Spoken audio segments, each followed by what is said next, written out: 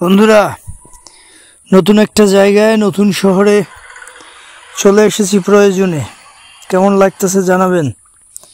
আসলে আজকে ভিডিওটা অন্যরকম, কিছু কিছু বিষয় নিয়ে আপনাদের সাথে আলোচনা করব, কিছু বিষয় আপনাদের সামনে তুলে ধরবো, আপনাদের দেখলে ভালো লাগবে। যেমন আপনারা খেয়াল করে দেখবেন, এটা হচ্ছে গিয়ে আপনার খুলনা বরিশাল মহাসড়ক। এই খুলনা বরিশাল মহাসড়ক, এটা বাগেরহাটের প্রান্তে আমি দাঁড়িয়ে আছি। এটা মেবি সিএমবি বাজারের কাছাকাছি।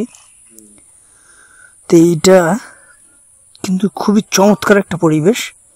আর এই জায়গাটা আসার কিছু কারণ ছিল, কারণগুলো ব্যাখ্যা একটু পরে করতেছি। আপনারা ভিডিওগুলো দেখতে থাকেন, দেখলেই ভালো লাগবে।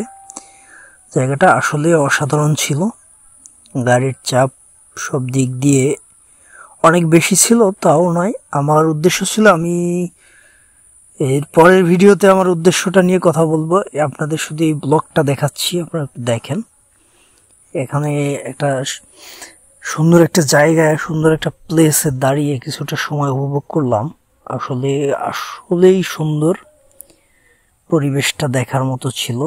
রাস্তায় গাড়ির চাপ কম ছিল, যদিও এটা একটা মহাসড়ক, খুলনা এবং বরিশাল,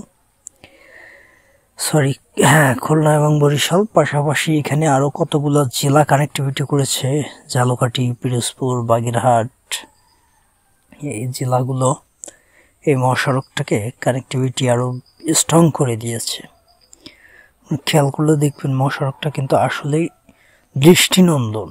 পাশাপাশি আমরা মহাসড়কের পাশ থেকে একটা খামারের দিকে যাচ্ছিলাম, এই খামারটা ভিজিট করার জন্য। সুন্দর একটা ব্রিজ তৈরি করা হয়েছে বাঁশের, আসলে দেখতে ভালো লাগতেছিল, দার্শনিক। পাশে একটা পুকুরের মতো ছিল, এখানে একটা খালই বলা যায়, ক্যানেল। এখানে মাছ আছে আর দেখতে ভালো লাগতেছিল। দুই সাইডটা অসাধারণ একটা ভিউ ছিল।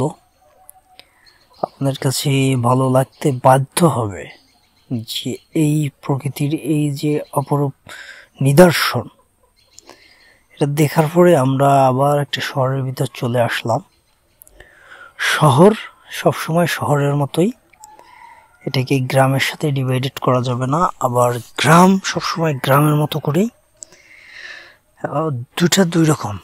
তবে এই শহরটা আমার কাছে একটু নতুন ছিল, কারণ অনেক বছর পরে এই শহরে এসেছি। এটা খুলনার বয়রা এলাকা। আপনারা যারা খুলনা অঞ্চল চিনেন তারা জানেন যে বয়রা বা সোনাডাঙ্গা এই সাইডটা আসলে নতুন করে তৈরি করা হয়েছে। দেখতেও ভালো লাগতেছিল, অসাধারণ এবং দৃষ্টিনন্দন।